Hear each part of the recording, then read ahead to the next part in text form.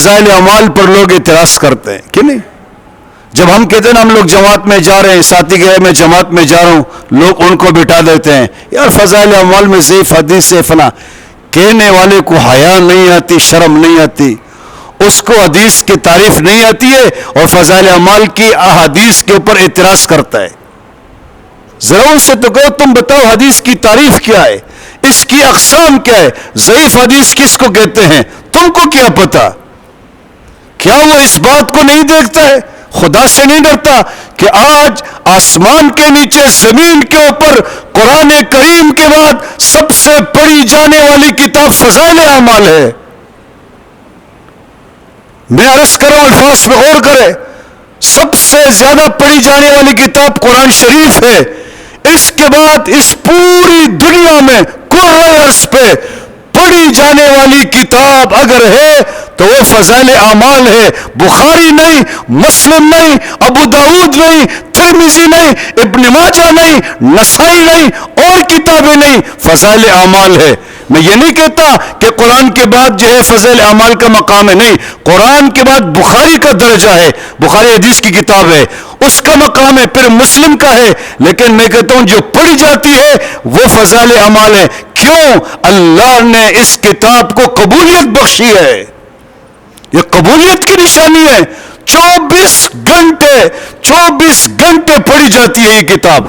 ہم سو جاتے ہیں, امریکہ لے اٹھا لیتے, اس مسجد میں, اس مسجد میں, اس گھر میں, اس گھر میں یہ کتاب, اور ہمیں پھر بھی قدر نہیں ہے. جماعت پہ ہم اعتراضات کیوں اعتراض کرتے یار؟ تم نے کیا کیا ہے آج تک؟ ساری زندگی ایسے گزاری ہے تم نے.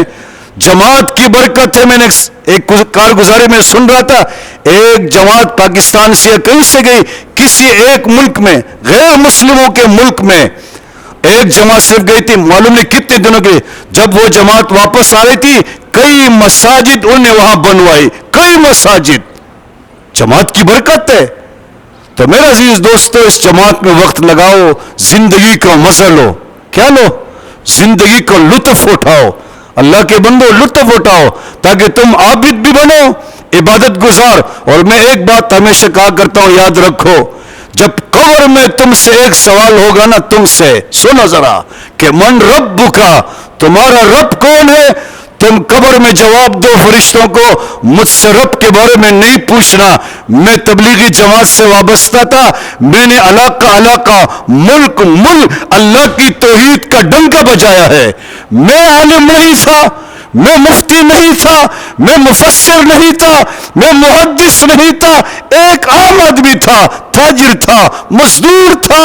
لیکن میں مسجد میں کھڑے ہو کر لوگوں سے کہتا تھا کہ لوگوں اللہ سے مانگو, اللہ کے علاوہ کسی سے نہ مانگو. یہ آسمان رب نے پیدا کیا, زمین رب نے پیدا کی ہے, ہماری تمام چیزیں رب کے قبضے میں ہیں. میں نے رب کو لوگوں کے سامنے سمجھایا کہ رب کس کو کہتے ہیں. جب دوسرا سوال ہوگا کہ تمہارا نبی کون, آپ کہو مجھے ان کے بارے میں نہ پوچھو, میں نے ان کی سنتیں اپنائیں. لوگوں سے کہا نبی صلی اللہ علیہ وسلم کی سنتوں کو اپنائیں. یہ تو تب ہی ہوگا جب آپ جماعت میں وقت لگائیں گے, آپ دائی بنیں گے, انشاءاللہ یہ سب کچھ ہوگا.